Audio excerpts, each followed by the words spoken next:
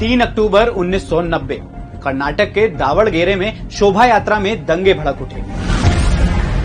वजह थी हिंदुओं का मुस्लिम इलाके से शोभा यात्रा निकालना। उन दिनों कर्नाटक में कांग्रेस की पूर्ण बहुमत की सरकार थी। मुख्यमंत्री थे वीरेंद्र पाटिल, जो उस समय काफी बीमार थे।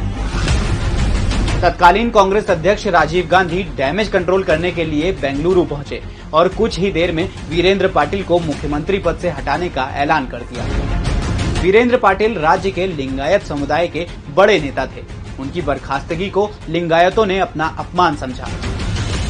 नतीजा 1989 में 178 सीटें जीतने वाली कांग्रेस 1994 में महज 34 सीटों पर सिमट गई और बीजेपी 4 सीट से बढ़कर 40 सीटों पर पहुंच गई। कर्नाटक की राजनीति ऐसे ही कई किस्सों से भरी हुई है। 1 महीने बाद कर्नाटक में विधानसभा चुनाव होने हैं। आज मंडे मेगा स्टोरी में बात कर्नाटक चुनाव के मुद्दों और आंकड़ों की।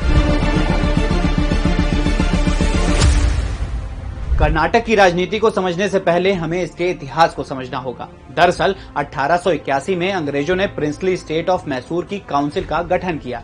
1947 में देश की आजादी के बाद इसे भारतीय गणराज्य में शामिल कर लिया गया।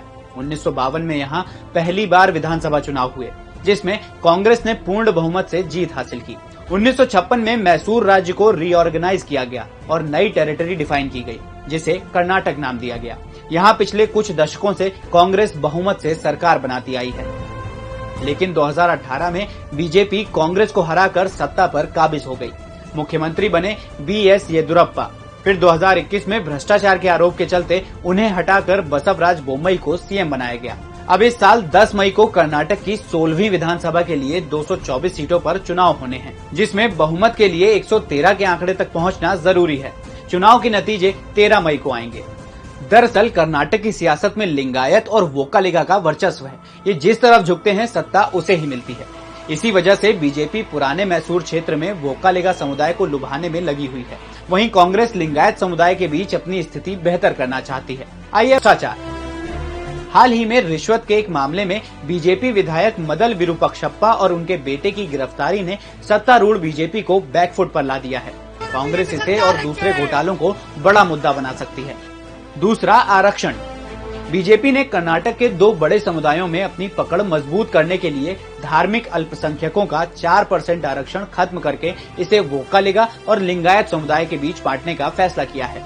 तीसरा, महंगाई। बीजेपी के कार्यकाल के दौरान बढ़ती महंगाई को कांग्रेस एक बड़ा मुद्दा बना सकती है। और चौथा, डबल इंजन की सरकार।